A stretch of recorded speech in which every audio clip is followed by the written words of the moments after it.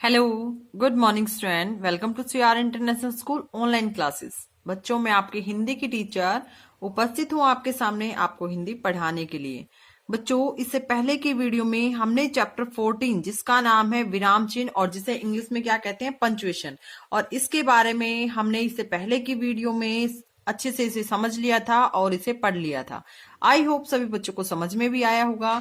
फिर भी बच्चों, मैं एक हल्का सा रिवीजन आपको इसका करा देती हूँ कि इस चैप्टर में हमने किसके बारे में पढ़ा था। देखिए बच्चों, इस चैप्टर में हमने विराम चिन्ह के बारे में पढ़ा था जिसे इंग्लिश में हम पंक्चुएशन कहते हैं। ठीक है, और विराम चिन्ह कौन कौन से होते हैं? तो पहला हमारा क्या था बच्चों? पूर्ण विराम। और पूर्ण विराम कैसा होता है? बिल्कुल सीधी लाइन, लाइक दिस। ये क्या है बच्चों? ये पूर्ण विराम है। और इसे कब लगाया जाता है? जब वाक्य सामान्य रूप से हमारा पूरा हो जाता है, तब इसका प्रयोग हम करते हैं। नेक्स्ट है बच्चों अल्प विराम। और अल्प विराम का प्रयोग कब करते हैं? जब वाक्य में हम बोलते समय जहां जहां रुकते हैं, यानी वाक्य में बोलते हुए जहां जहां हमें रुकना होता है वहां वहां हम अल्प विराम का प्रयोग करते हैं। यानी वाक्य में थोड़ी देर के लिए रुकने के लिए हम इसका प्रयोग करते हैं। फॉर एग्जाम्पल, ये देखो बच्चों, लाइक दिस, ये ऐसा दिखता है, मतलब कोमा इसको इंग्लिश में बोलते हैं और ये दिखने में ऐसा होता है, इसे हम बोलते हैं अल्पविराम। और इसका प्रयोग कहाँ किया जाता है? वाक्य में रुकने के लिए। रीमा, रोहन और मोहन पढ़ रहे हैं। अब देखिए बच्चों, रीमा के बाद मैं थोड़ा सा रुक के और उसके बाद मैंने इनको कंटिन्यू बोला है, लेकिन रीमा बोलने के बाद मैं रुक गई हूं क्योंकि मुझे पता है यहाँ कौन सा निशान लगा हुआ है, यहाँ चिन्ह लगा हुआ है अल्पविराम का।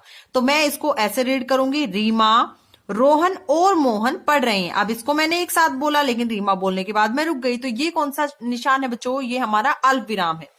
नेक्स्ट है बच्चों विस्मय आदि बोधक चिन्ह। और विस्मय आदि बोधक चिन्ह हम कहाँ लगाते हैं? विस्मय आदि बोधक चिन्ह का प्रयोग हम वहां करते हैं जब हमें हमारी कोई खुशी की बात होती है, कोई दुख की बात होती है, या कोई घृणा की बात होती है। घृणा मतलब द्वेष। ठीक है, नेक्स्ट पेज पे आ जाइए बच्चों। नेक्स्ट पेज पे है प्रश्न सूचक चिन्ह। हमने इसके बारे में भी कल रीड किया था और अच्छे से इसे समझ लिया था। इसमें क्या है बच्चों? ये क्वेश्चन मार्क होता है।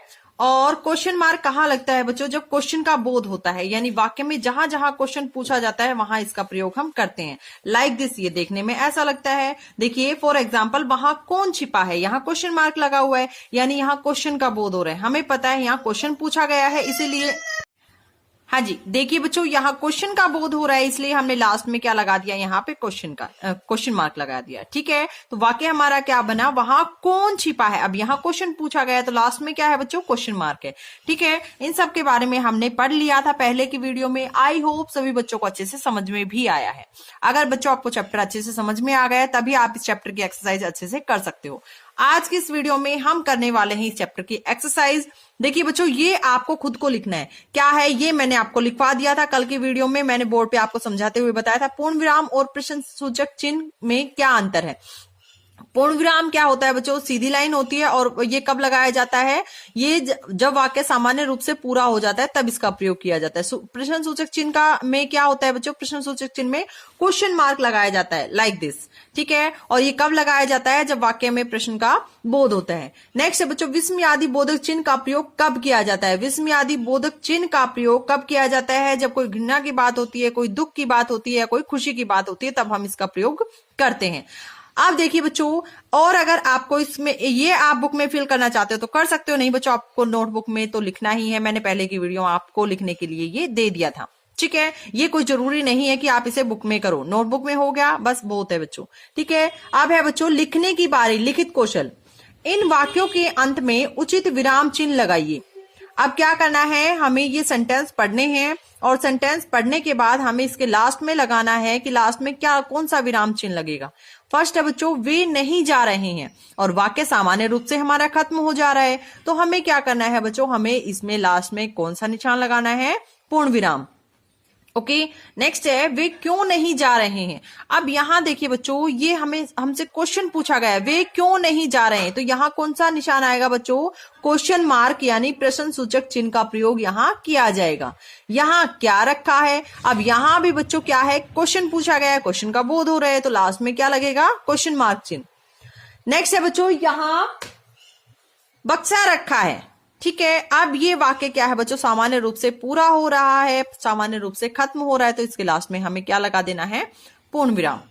नेक्स्ट है बच्चों इन वाक्यों में अल्प विराम या विस्मय आदि बोधक चिन्ह छूटे हैं उन्हें लगाकर वाक्यों को दोबारा लिखिए। अब हमें क्या करना है, ये जो वाक्य हैं इनमें अल्पविराम चिन्ह का प्रयोग नहीं किया गया है, अल्पविराम चिन्ह का प्रयोग नहीं किया गया है, और जहां विस्मयादि बोधक चिन्ह लगना था उसका प्रयोग भी नहीं किया गया है। हमें देखना है, वाक्य को पढ़ना है और समझना है कि कहां अल्पविराम का प्रयोग होगा और कहां विस्मयादि बोधक चिन्ह का प्रयोग होगा। क देखिए बच्चों, ओह मेरी गाड़ी फिर छूट गई। अब हमें पता है बच्चों ये क्या है बच्चों, ये आश्चर्य की बात है, तो हमें यहाँ पे क्या लगाना है, ओह, ओ के बाद हमारा कौन सा साइन लगेगा, विस्मयादि बोधक चिन्ह। नेक्स्ट है बच्चों, तुम बाजार से आलू, गोभी और कटहल लेते आना। अब हमारा इसमें कौन सा निशान लगना है, इसमें हमारा बोलते ही यानी वाक्य पढ़ते ही हमें पता चल रहा है, तुम बाजार से आलू, गोभी और कटहल लेते आना। अब आलू के बाद क्या लगेगा बच्चों, अल्प विराम लगेगा। ठीक है। नेक्स्ट है बच्चों, आकाश में चील, कोए और गिद्ध उड़ रहे हैं। ठीक है, आकाश में चील, कोए और गिद्ध। आप देखिए बच्चों, चील के बाद क्या लगेगा, अल्प विराम लगाना है हमें, जो कि मैम ने लगा दिया है। आपको भी लगाने के बाद इस वाक्य को दोबारा लिखना है और नीट एंड क्लीन हैंडराइटिंग में इसे करना है। मजा आ गया। अब यहाँ पे कौन सा निशान लगेगा, अल्प विराम नहीं, कौन सा बच्चों, वेरी गुड, विस्मयादि बोधक चिन्ह का हमें प्रयोग करना है और वाक्य को दोबारा से लिखना है। नेक्स्ट देखिए बच्चों, सोचने की बारी, भाषा कौशल। सही उत्तर चुनिए। घृणा प्रकट करने का संकेत देने के लिए किस चिन्ह का प्रयोग किया जाता है, और हमें पता है किस चिन्ह का प्रयोग किया जाता है, विस्मयादि बोधक चिन्ह का, तो हमें इस पे टिक कर देना है। नेक्स्ट है, वाक्य को बोलते समय जहां जहां रुकना होता है वहां किस चिन्ह का प्रयोग किया जाता है, और वाक्य को बोलते हुए जब हम जहां जहां रुकते हैं वहां हम किस निशान का प्रयोग करते हैं, किस चिन्ह का प्रयोग करते हैं, अल्प विराम का। नेक्स्ट है बच्चों, करने की बारी, रचनात्मक कौशल। चित्र देखकर उन वाक्यों के सामने निशान लगाइए जिनमें विराम चिन्ह उचित स्थान पर लगे हों। ठहरो, मत जाने दो। आप देखिए बच्चों, ये पिक्चर आपके सामने दी गई है। अब ये लड़की है, ये बच्चे जा रहे हैं। अब क्या ये इनको जाने के लिए कह रही है, नहीं, ये अपने हैंड्स यानी हाथों का संकेत दे रही है और इन्हें रोकने की कोशिश कर रही है। तो हमें पता है क्या आएगा, ठहरो, मत जाओ, यानी ये इन्हें कह रही है कि मत जाओ, ये इन्हें रोकने का संकेत दे रही है। तो हमें किस पे टिक करना है, अब ये वाक्य पढ़कर देखो बेटा, इसका अपोजिट अर्थ निकलेगा, ठहरो मत जाओ।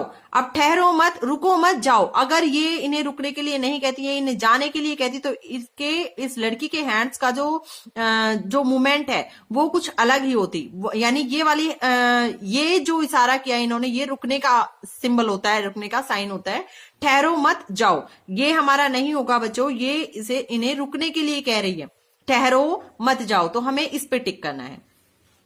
नेक्स्ट है बच्चों, अरे शोभा तुम आ गई। अरे शोभा तुम आ गई। अब कौन सा वाक्य हमारा सही है, यानी विस्मयादि बोधक चिन्ह का प्रयोग हमारा यहां पर होगा या यहां पर होगा, वेरी गुड बच्चों, यहां पर होगा, क्योंकि हमने चैप्टर में अच्छे से पढ़ा है, इसे समझा है ना। हमें इसके सामने टिक कर देना है। अब आज की इस वीडियो में ये एक्सरसाइज हमारी कंप्लीट हो जाती है। आपको क्या करना है बच्चों, आपको इस एक्सरसाइज को अपनी बुक में नीट एंड क्लीन हैंडराइटिंग में इसे फिल करना है और इसे लर्न भी करना है। आज की इस वीडियो में पढ़ेंगे हम यहीं तक, मिलते हैं नेक्स्ट वीडियो में, तब तक के लिए thank you, have a nice day.